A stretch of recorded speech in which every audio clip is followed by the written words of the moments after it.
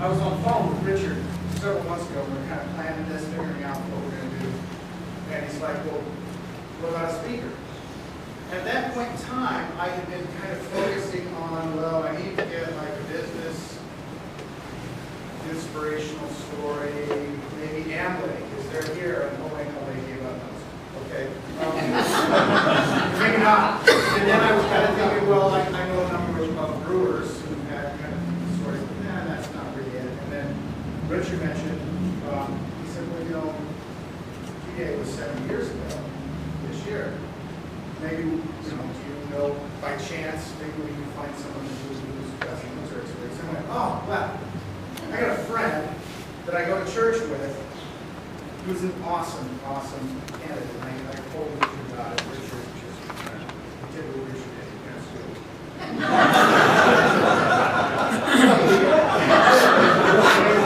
And so our opening speaker is a wonderful gentleman. Born in Indiana, been in Michigan forever. World War II vet, inventor, business owner, just a great, wonderful, wonderful young man who I'm proud of. Mr. Virgil Westdale.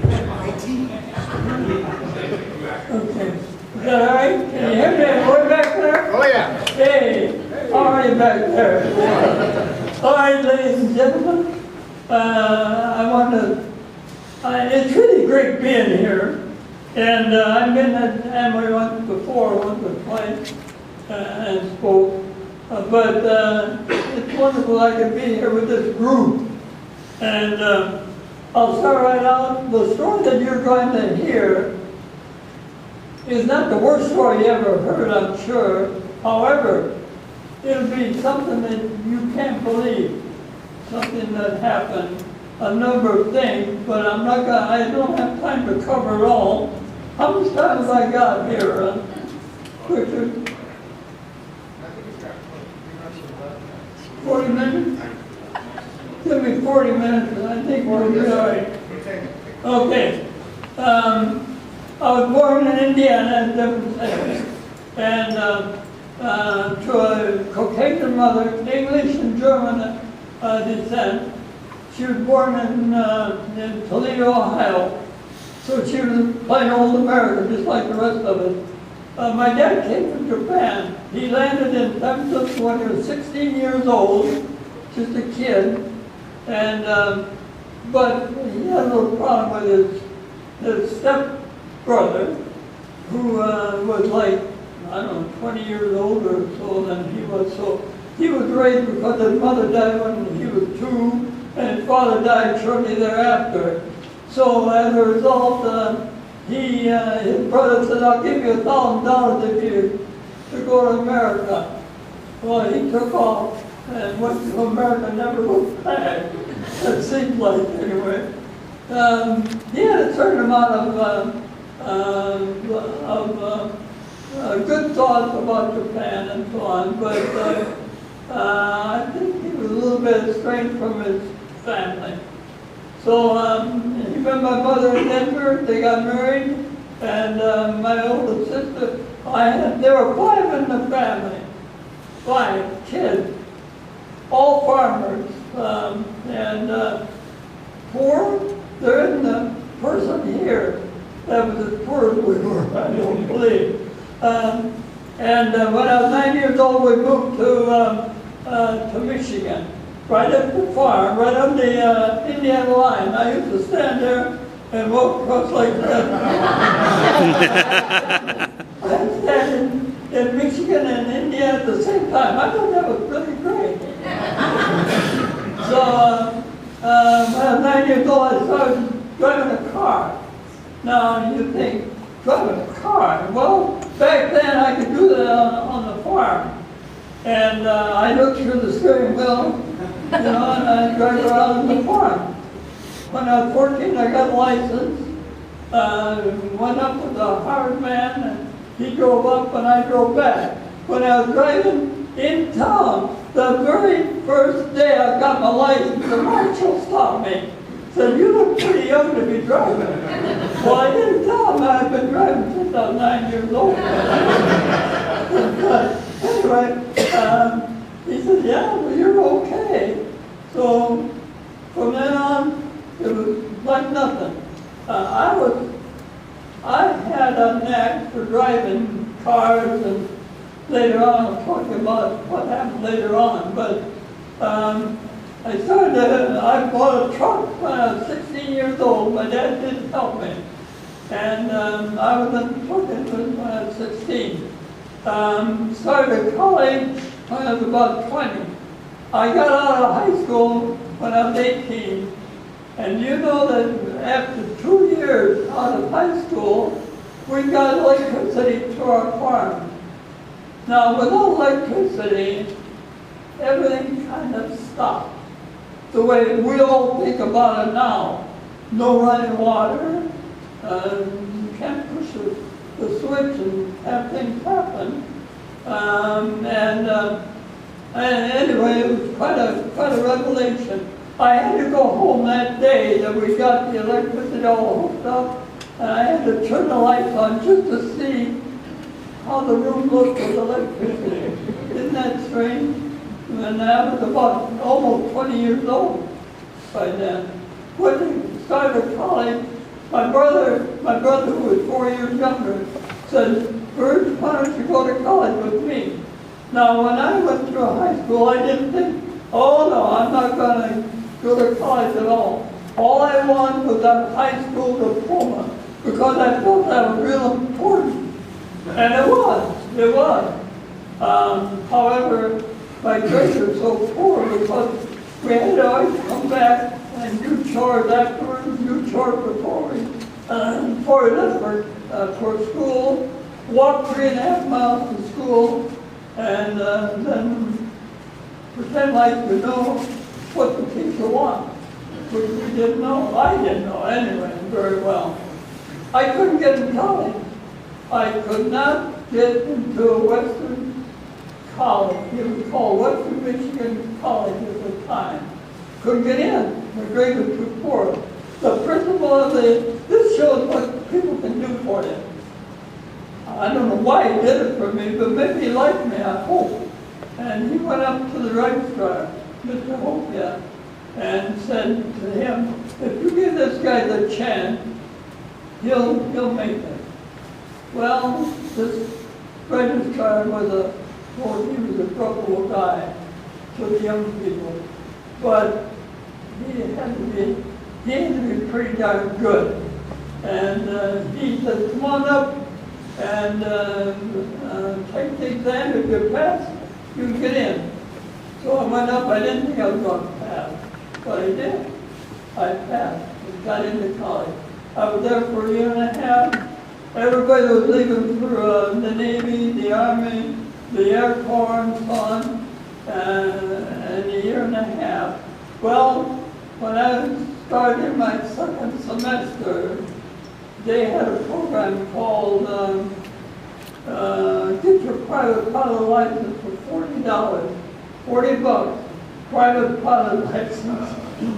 Well, that's great. I thought that was a great price, and it was. It was subsidized by the government, I guess. However, I didn't have $40, so I was going to skip that problem.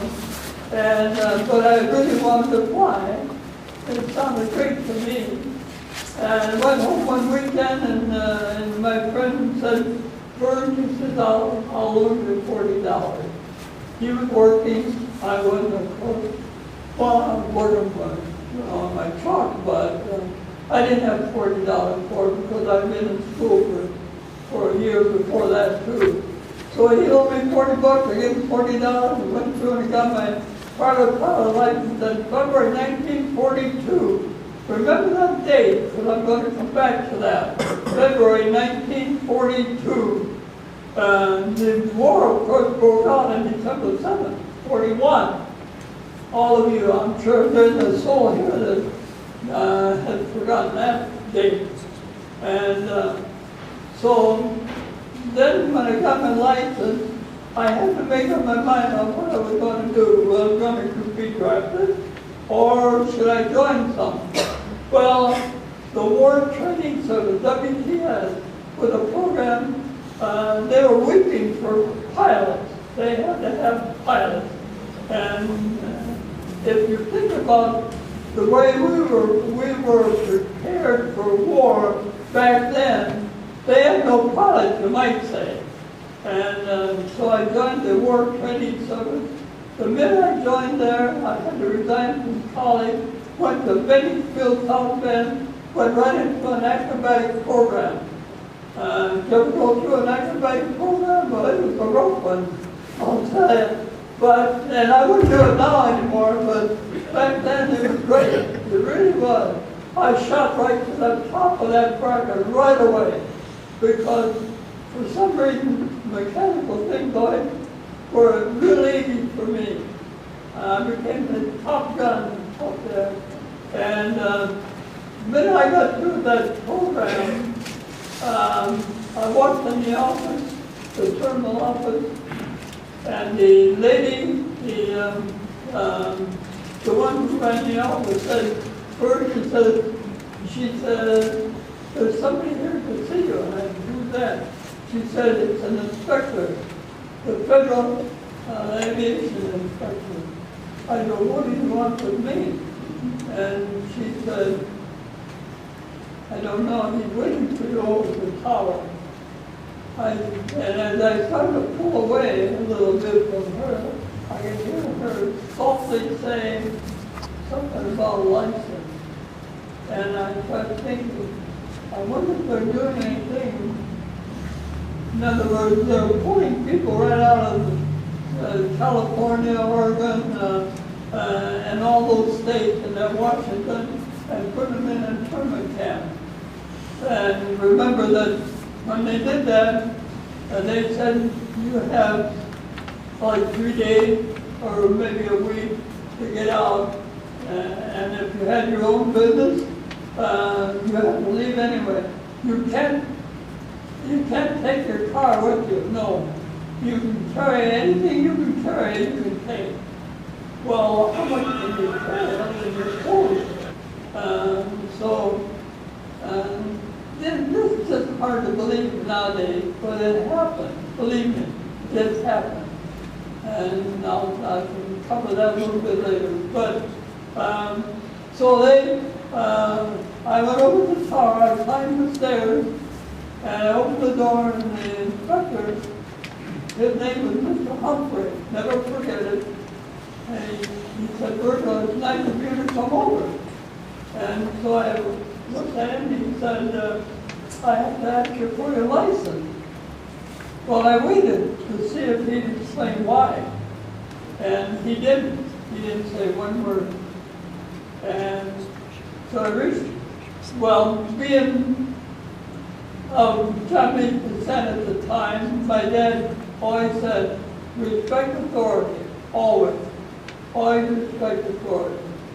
So I didn't say anything, I didn't ask him anything. I reached my pocket, pulled out my private pilot license and gave it to him. And then that was all he said. He said, oh, he didn't say, I'm sorry. So I walked downstairs, I had to go across the field to the terminal. I just hated to walk in that terminal because that means that I'm on fire. And I got to tell them why, and I don't know why for sure. But I think I kind of know why, because I'm half Japanese. Doesn't matter what I did. I was a farmer up till I was 20 years old, started college, but I did nothing after that. I found out later, it was about 8 years ago, maybe 9. I at FAA to the Department of Freedom of Information, and they sent me a fax. When I called up the FAA, I said, you probably never heard of me, but I said, I'm Virgil Westdale. So he's on the computer, he said, oh yeah, we have quite a file on you. So said I to him, well, can I have a copy of it? And he said, yes, we'll give you a copy. So he sent me a copy. So Stephanie was already helping me, that's my co-author, was already helping me with my book. So we sat down one evening to see if we could interpret this one letter from the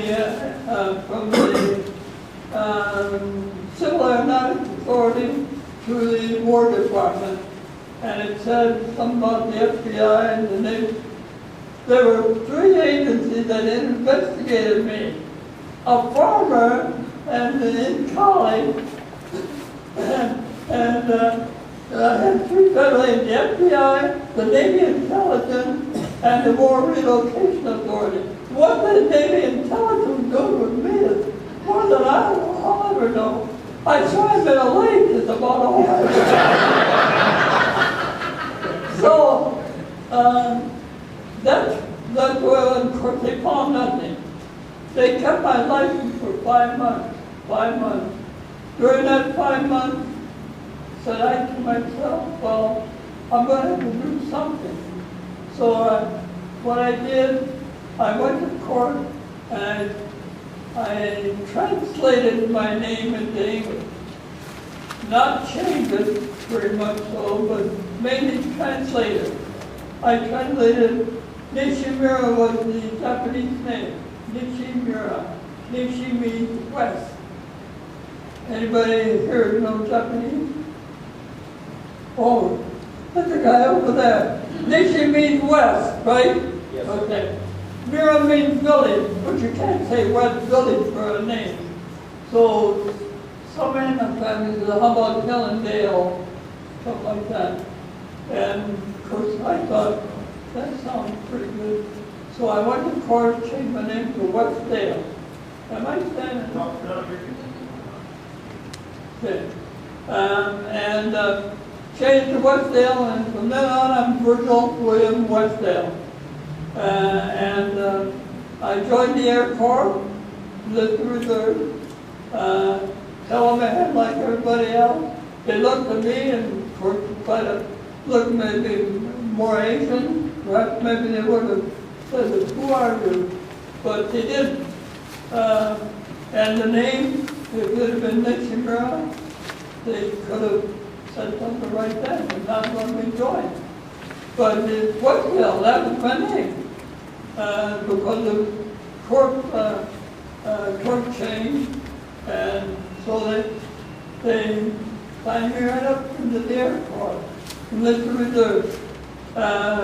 And shortly thereafter, after 5 months, they gave me my license back. I could fly. If you have a pilot license, you can't fly. You cannot fly.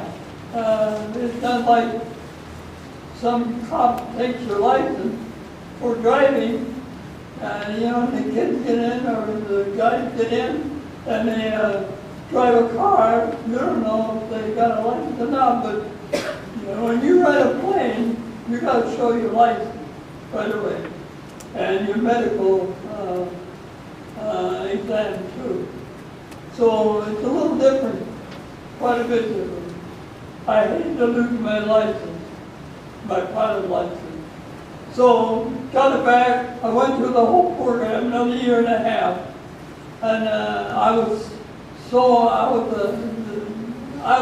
at the top of my class on those aviation classes, and so they asked me if I'd like to stay and be a commercial instrument flight instructor. Well, I thought about it and I said, yes, maybe I would like to. So I became a commercial instrument flight instructor. And then,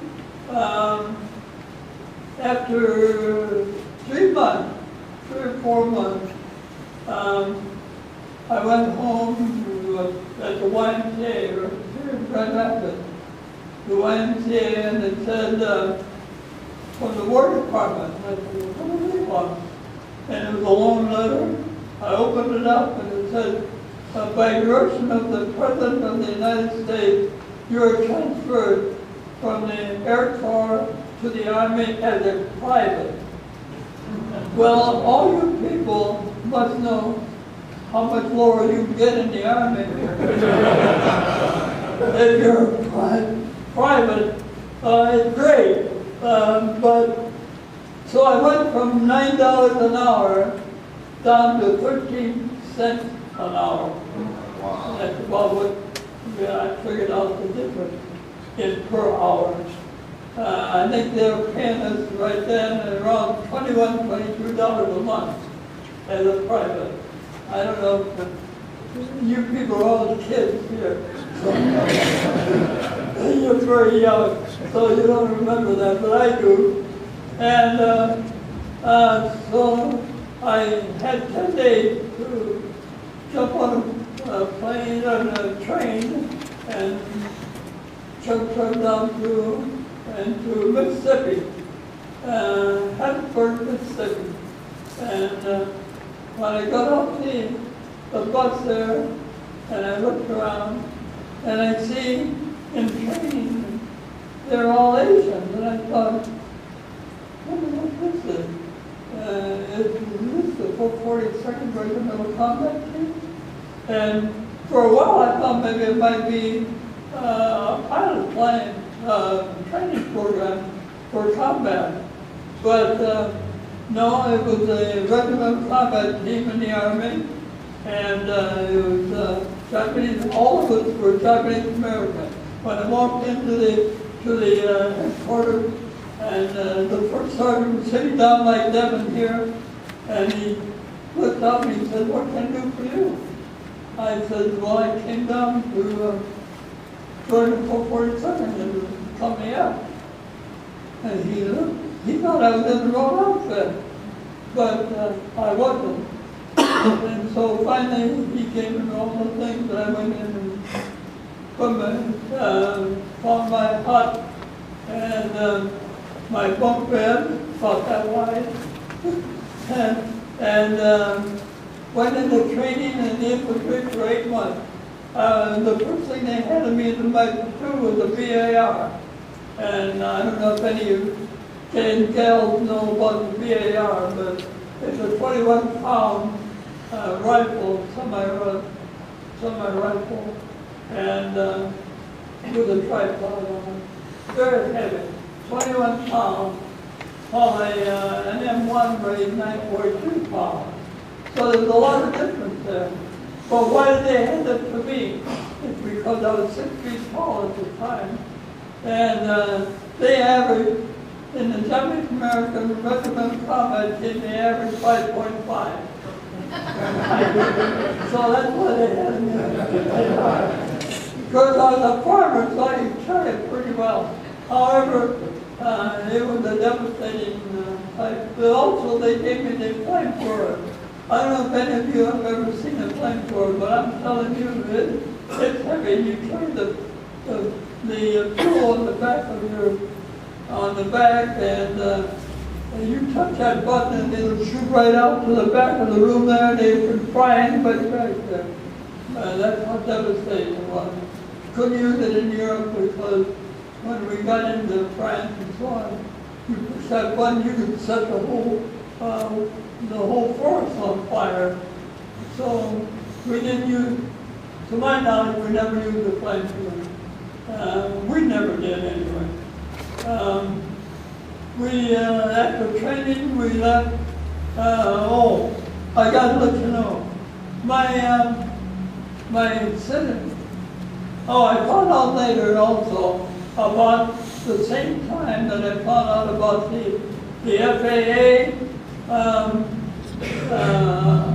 investigating me by 3 federal agents. Well, the order from the department, if the president signs an executive order, most of us just don't pay much attention to it. But I'm telling you, you better watch those executive orders, because they can really put a cripple in your style. And what they did, that's the order 9066 by Roosevelt. He signed it, and I moved all the people from the West Coast and then Turkmenistan. It affected me by taking my license away and shoving me into the army. But I want you to know right now that I do not have any regret on how my life turned out now that I look back. But at the time, it was pretty devastating, quite often. So remember, there's always a good future ahead somewhere. It's the attitude that you got to have in order to be 96 years old. And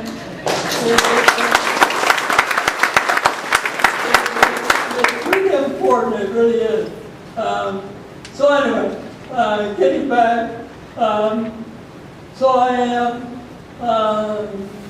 my sister was so distraught that the president had pulled me out into the army instead of the Air Force, but she wrote to Mrs. Roosevelt. Mrs. Roosevelt was a great lady. She really was. And to me,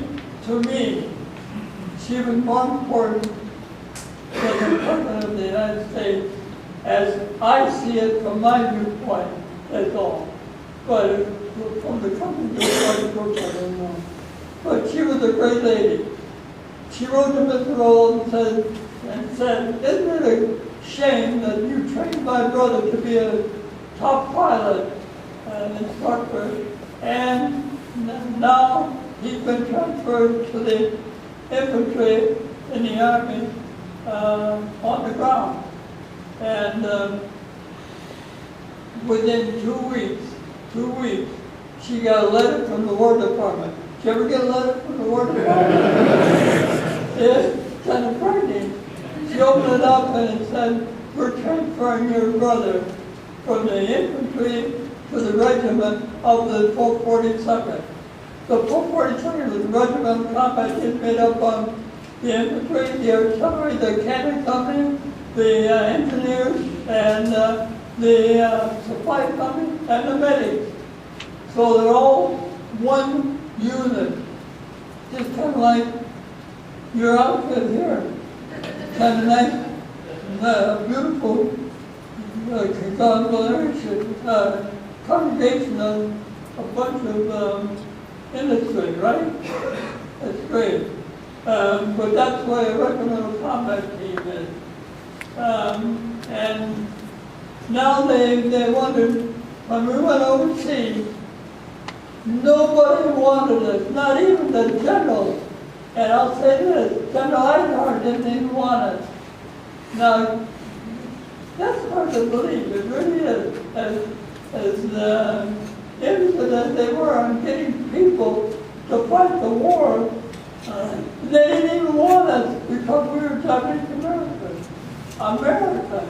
We were Americans, but they forgot about that part of it. Just Japanese. And so as a result, we were watching the captured enemy, German, and finally Mark Clark said, I'll take them. So Mark Clark was head of the Italy Army. There's a guy over there who was about Mark Clark. And General Marshall said, let me know how they do. Great. Okay, so within, he shoved them right in to fight in Salerno, in Italy, the 1 battalion, and came out they spearheaded that right through to Salerno. And of course, a lot of them were wounded and killed too. And the other outfits that were around said they started calling them the Purple Heart Battalion. General Clark said, "Send me all you got." So that's when we went up with the rest of it. And within a very short time, we became the ones that all the generals wanted. We became the most decorated unit in the United States Army history. And that's quite a saying there. But first they didn't want to decorate us at all.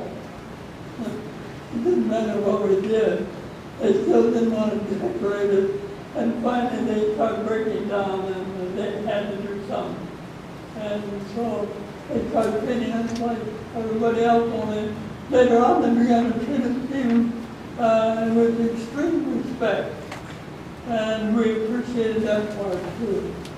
I can tell you a whole bunch of stories there, but one night I know I was sick. I was really sick. I had the flu, I had a fever, and we were marching and kept going and walking, and it was raining and snowing at the same time.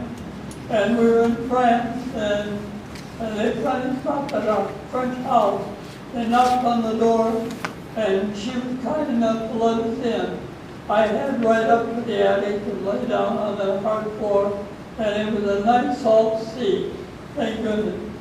It was so great to be lying down. But the Germans wouldn't let us, they just wouldn't let us leave. They just kept hammering those 88s in there.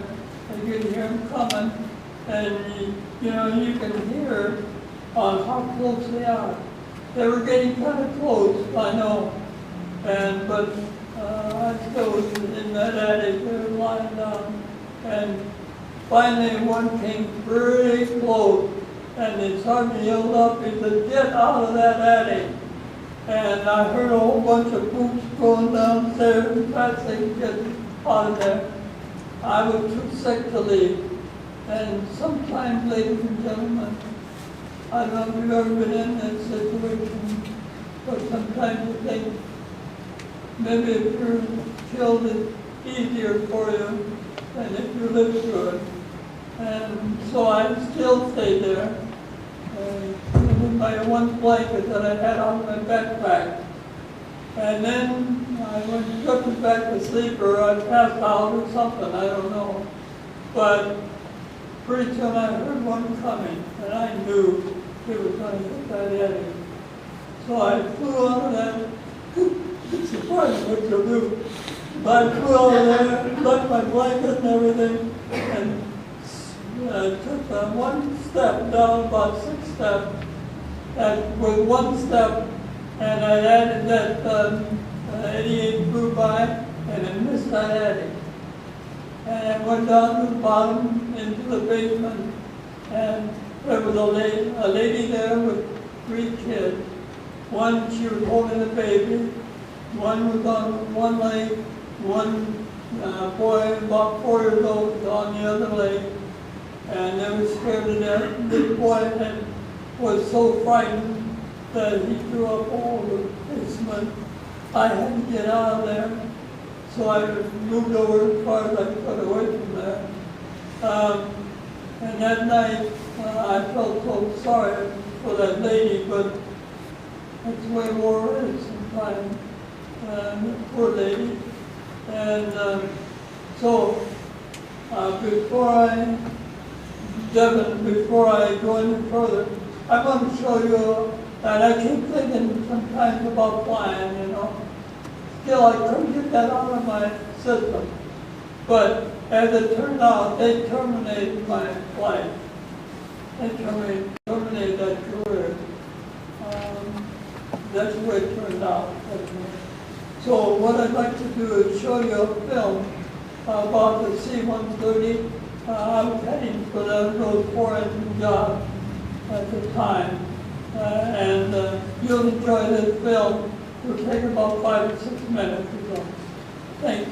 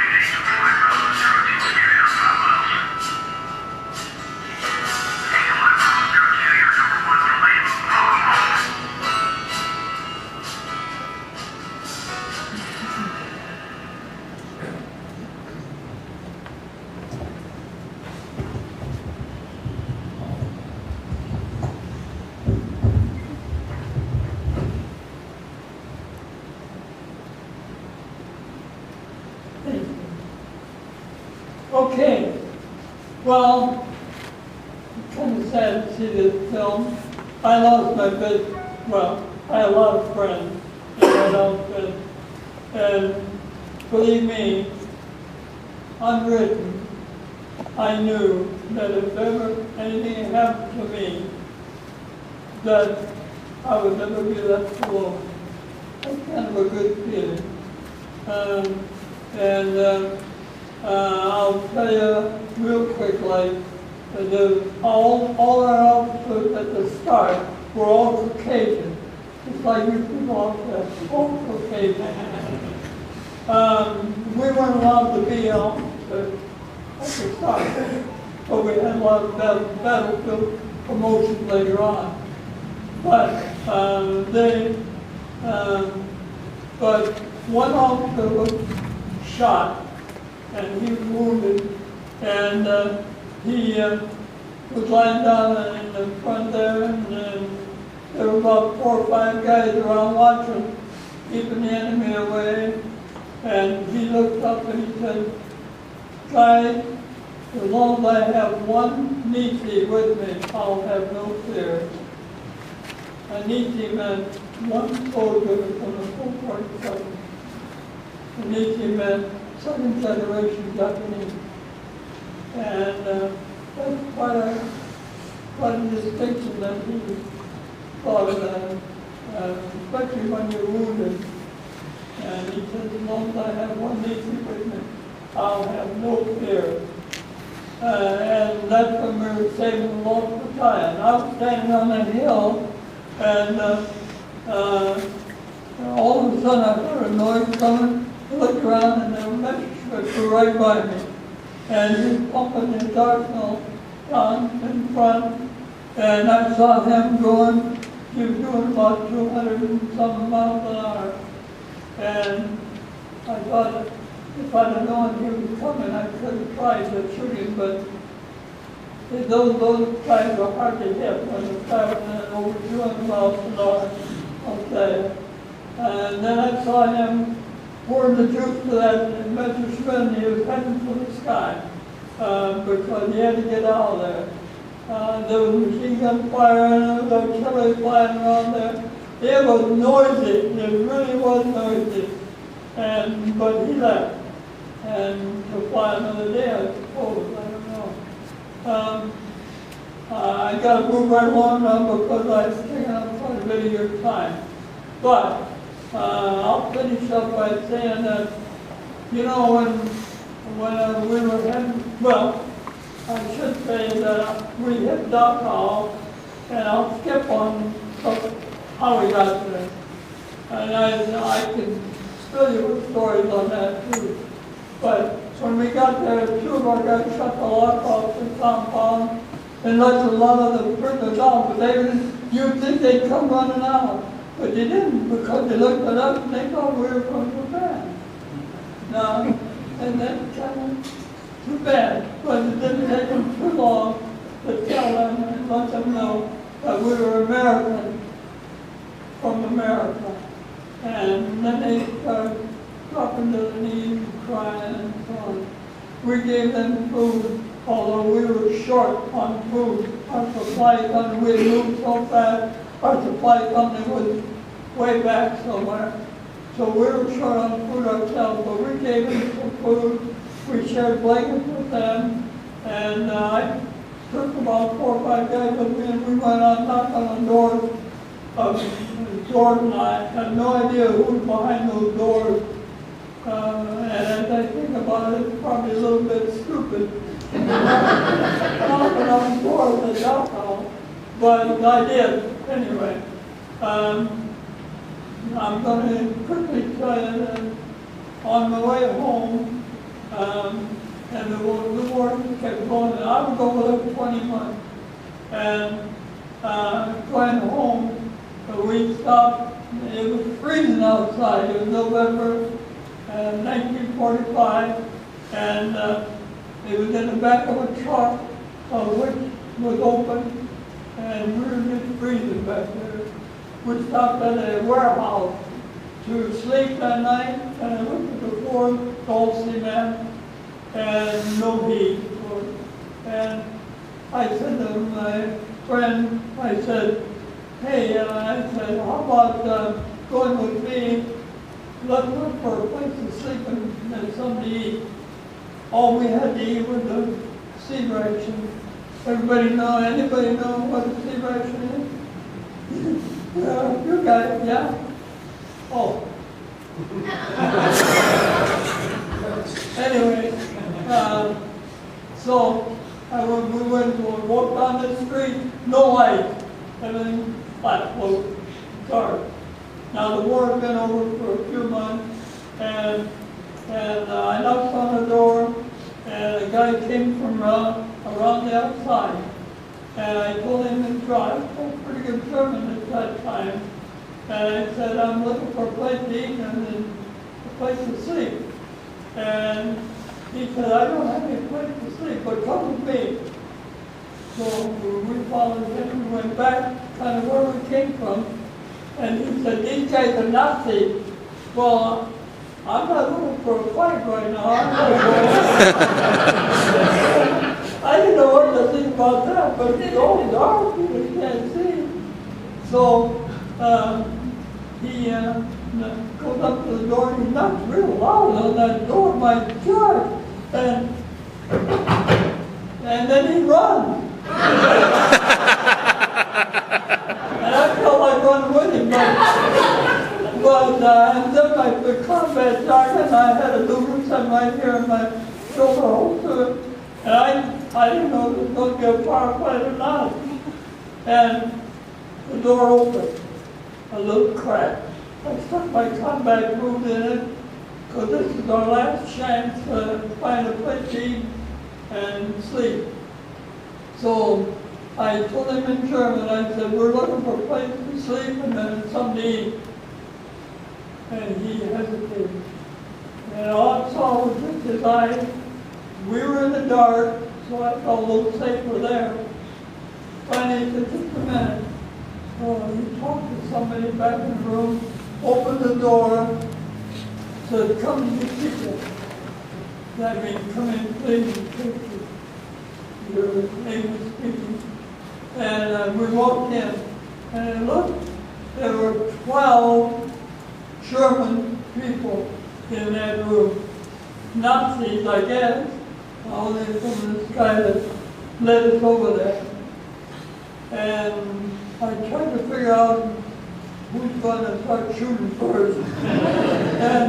and I kept my back to the wall and slid in, Reinhardt right behind me, and he came in, and nothing was said. 30 seconds passed, not one you could hear a pin drop. I'm not exaggerating a bit. And they didn't say one minute, and only 12 eyes are looking right at it. And I tried to pick out the most possibly dangerous area, and there was one guy over there who was kind of watching. He looked like an SS, but I wasn't sure. So finally, the lady, bless her, she stood up. She walked over the cupboard and pulled out 2 plates and came around the front where we were and pushed these guys over and set the plate down. She said, sit with the people. And I looked around at her and he sat down. Well, the evening went on for about 3 or 4 hours, and we did have a good time, except for one guy said right over there, not you.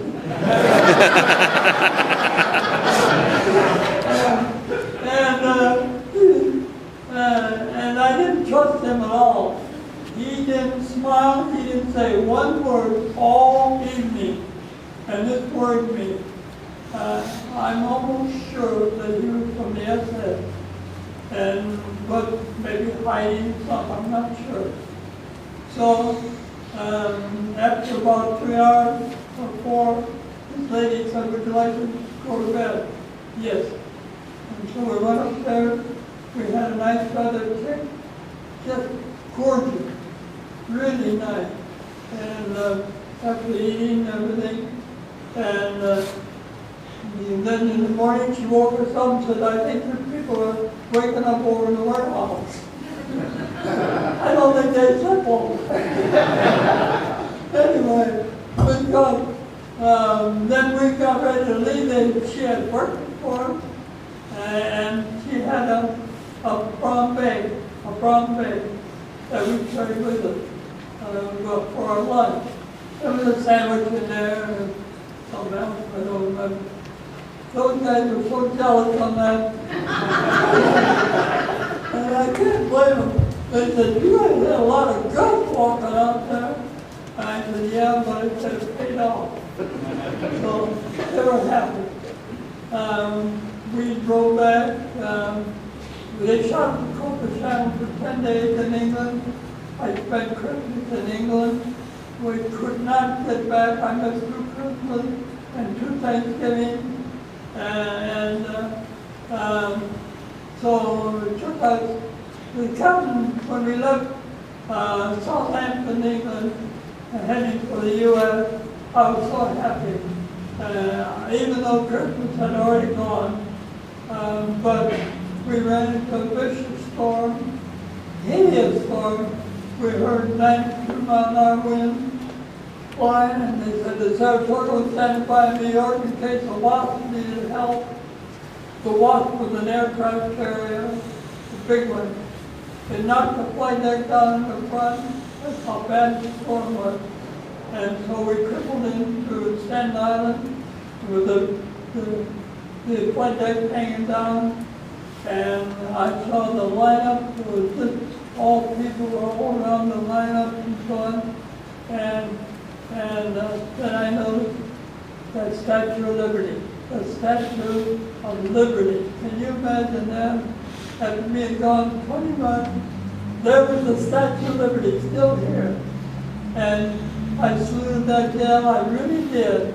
And I held that salute, and it seemed to me like using a little imagination, she was saying, welcome home, soldiers. To one the more, America is still free. Thank you.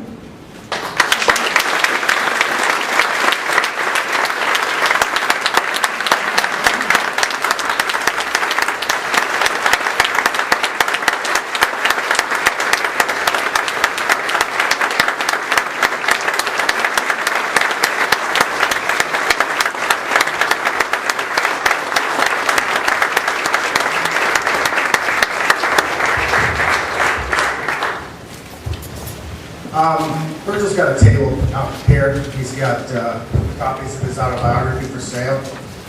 He's doing a book signing as well.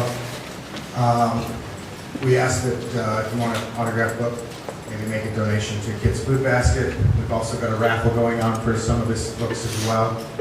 And anything else we need to know?